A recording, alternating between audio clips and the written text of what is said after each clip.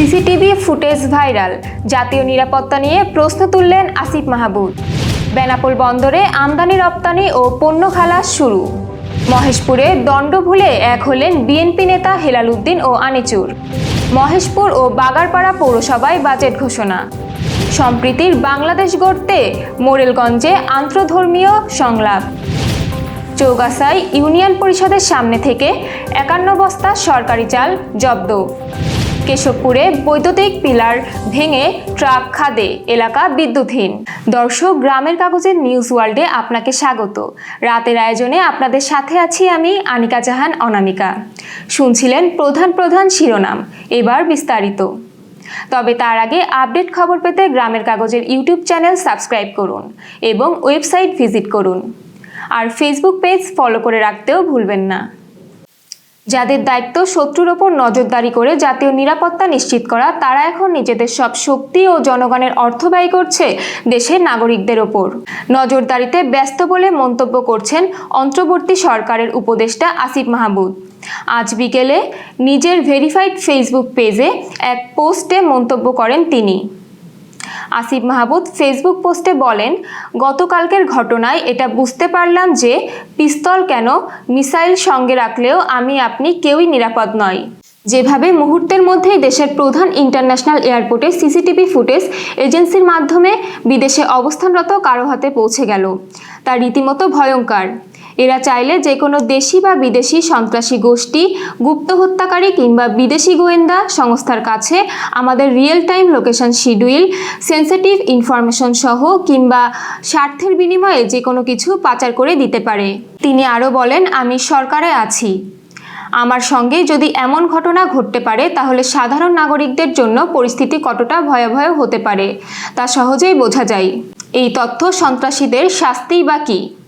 প্রসঙ্গগত, গতকাল রোববার উপদেষ্টা আসিফ মাহমুদের ব্যাগে ম্যাগাজিন পাওয়া গেছে দাবি করে শাহজালাল আন্তর্জাতিক বিমানবন্দরের একটি সিসিটিভি ফুটেজ ভাইরাল হয়।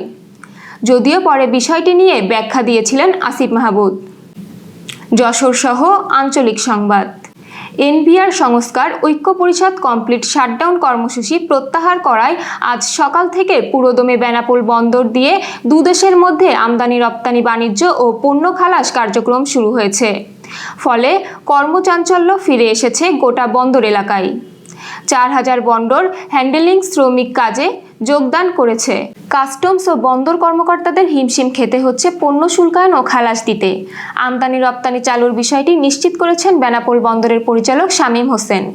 আমাদের বেনাপোল প্রতিনিধি মুসলিম উদ্দিন পাপ্পু জানিয়েছেন, বেনাপোল আমদানি রপ্তানিকারক সমিতির সভাপতি আলহাজ মহসিন মিলন জানান, মার্চ টু এনবিআর কর্মসূচিতে বেনাপোল স্থলবন্দরে 28 জুন ও 29 জুন 2 দিন আমদানি রপ্তানি বন্ধ ছিল। ঝিনাইদহের মহেশপুর পৌরসভার মাছবাজারে ব্যবসায়ী হেলাল উদ্দিন আর আনিচুরের পুরনো দণ্ড মিটিয়ে দিল পৌর বিএনপির নেতৃবৃন্দরা এবং সব রাগ অভিমান ভুলে দুইজনের হাত এক করে দিল। বিএনপি দলে পুনরায় ফিরে এলো বিএনপির কৃষক দলের সিনিয়র নেতা হেলাল উদ্দিন। সোমবার দুপুরে মহেশপুর পৌরসভায় মাছবাজারে বিএনপির নেতৃবৃন্দরা উপস্থিত থেকে হেলাল উদ্দিন আর আনিচুরের দুই হাত মিলিয়ে দেয়।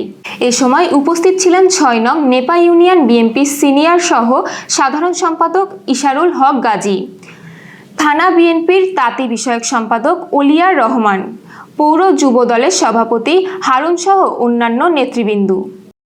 যশোরের কেশবপুরে রাতের আধারে দাঁড়িয়ে থাকা বালুর ট্রাককে সাইড দিতে গিয়ে কোমল পানীয় বোঝাই একটি ট্রাক বৈদ্যুতিক প্লার ভেঙে খাদে পড়েছে। রোববার রাত 1টার দিকে যশোর চুকনাগর সড়কে কেশবপুরের মধ্যকুলে গুটলেটেলা নামক এলাকায় এ ঘটনা ঘটে। এতে ট্রাক চালক যশোর সদর এলাকার শরীফুল ইসলাম আহত হন। এ ঘটনায় মধ্যকুল অঞ্চলের বিদ্যুৎ সংযোগ বিচ্ছিন্ন হয়ে পড়ায় ভোগান্তিতে পড়েছে এলাকার মানুষ। সোমবার সকাল থেকে এলাকায় বিদ্যুৎ সংযোগ বিচ্ছিন্ন হয়ে পড়ে। বিদ্যুৎ না থাকায় এলাকার মানুষ ভোগান্তিতে পড়েছে। এ ব্যাপারে যশোর পল্লী বিদ্যুৎ সমিতি 2-এর Keshabpur zonal officer DGM Abdul Rob জানিয়েছেন, ট্রাকটি দুর্ঘটনাস্থল থেকে উঠানোর পর ভেঙে যাওয়া বৈদ্যুতিক পিলারটি সরিয়ে নতুন পিলার স্থাপন করে এলাকায় বৈদ্যুতিক সংযোগ দেওয়া হবে। ঝিনাইদহ, মহেশপুর ও যশোরের বাগারপাড়া পৌরসভায় বাজেট ঘোষণা হয়েছে আজ। মহেশপুর পৌরসভায় 2025-2026 অর্থ বছরে 55 কোটি টাকার বাজেট ঘোষণা করা হয়েছে। মহেশপুর পৌরসভায় পৌর প্রশাসক খাদিজা আক্তার এই বাজেট ঘোষণা করেন। পৌরসভায় গত বাজেট ছিল 65 কোটি টাকা, এবছর কমিয়ে 55,9,51,224 টাকা ধরা হয়েছে। এদিকে যশোরে বাগারপাড়া পৌরসভায় 2025-26 অর্থ বছরে 36 কোটি টাকার প্রস্তাবিত বাজেট ঘোষণা করা হয়েছে। আজ দুপুরে পৌরসভায় হলরুমে পৌর প্রশাসক ও সহকারী কমিশনার ভূমি মোহাম্মদ ইউসুফ মিয়া এ বাজেট ঘোষণা করেন। বাজেট ঘোষণা অনুষ্ঠানে প্রধান অতিথি ছিলেন উপজেলা নির্বাহী অফিসার শোভন সরকার। প্রস্তাবিত বাজেট মোট আয় ধরা হয়েছে 36,68,63,556 টাকা এবং ব্যয় ধরা হয়েছে 34,04,31,425 টাকা। সংঘাত নয়, শান্তি ও সম্প্রীতির বাংলাদেশ গড়ি এ প্রতিপাদ্যকে সামনে রেখে জাতীয় সঙ্গীতের মধ্য দিয়ে বাগেরহাটের মোরেলগঞ্জে এক আন্তধর্মীয় সংলাপ অনুষ্ঠিত হয়েছে। আজ পিএফসি এর আয়োজনে উপজেলা পরিষদ সম্মেলন কক্ষে অনুষ্ঠিত এ সংলাপে প্রধান অতিথি ছিলেন উপজেলা নির্বাহী কর্মকর্তা হাবিবুল্লাহ। পিএফসির উপজেলা সমন্বয়ক ফারুক হোসেন সামাদের সভাপতিত্বে এ সংলাপ অনুষ্ঠিত হয়। যশোরে চৌগাছায় সরকারি 51 বস্তা চাল উদ্ধার করেছে উপজেলা প্রশাসন। বিকেলে গোপন সংবাদের ভিত্তিতে চৌগাছা সদর ইউনিয়নের সামনে ব্যবসায়ী আব্দুল রাজ্জাকের দোকান হতে এ চাল জব্দ করেন পুলিশ। পরে এ চাল ইউনিয়ন পরিষদে রাখা হয়। ব্যবসায়ীর দাবি, তিনি বিভিন্ন ব্যক্তির কাছ থেকে চাল নগদ টাকার ক্রয় করেছেন। প্রত্যক্ষদর্শী সূত্রে জানা গেছে, রোববার বিকেলে সদর ইউনিয়ন পরিষদের সামনে ব্যবসায়ী কয়ারপাড়া গ্রামের আব্দুল রাজ্জাকের দোকান হতে গোপন সংবাদ পেয়ে পুলিশ স্থানীয়দের সহযোগিতায় সরকারি ডিডব্লিউডি এর 51 বস্তা চাল জব্দ করেন।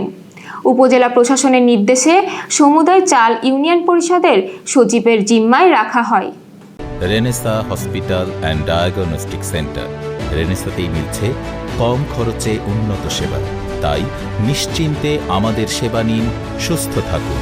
Renaissance hospital and diagnostic centre, সদর হাসপাতাল মোড়, দরাটানা, যশোর। দর্শক, শেষ করব খেলার সংবাদ দিয়ে। অবশেষে দীর্ঘ অপেক্ষার অবসান হতে যাচ্ছে নোয়াখালীবাসীর। আসন্ন বাংলাদেশ প্রিমিয়ার লিগে দেখা যেতে পারে বাংলাদেশের আলোচিত এই জেলাটিকে। এর আগে কখনোই বিপিএলে অংশ নেয়নি তারা। নতুন দল হিসেবে বিপিএলে আসতে যাচ্ছে নোয়াখালী রয়্যালস।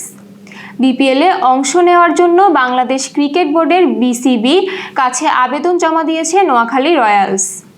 গত 24 জুন ফ্রান্স ইজিটির স্বত্বাধিকারে অনুমতি চেয়ে বিসিবির কাছে আবেদন করেছে সায়ান্স গ্লোবাল নামের একটি বাণিজ্যিক প্রতিষ্ঠান। এই ছিল আজকের রাতের আয়োজন। এরপর সকাল 8টার খবর দেখার আমন্ত্রণ জানাচ্ছি। সেই সাথে করোনা প্রতিরোধে স্বাস্থ্যবিধি মেনে চলুন, সতর্ক হন ডেঙ্গু প্রতিরোধেও। শুভরাত্রি।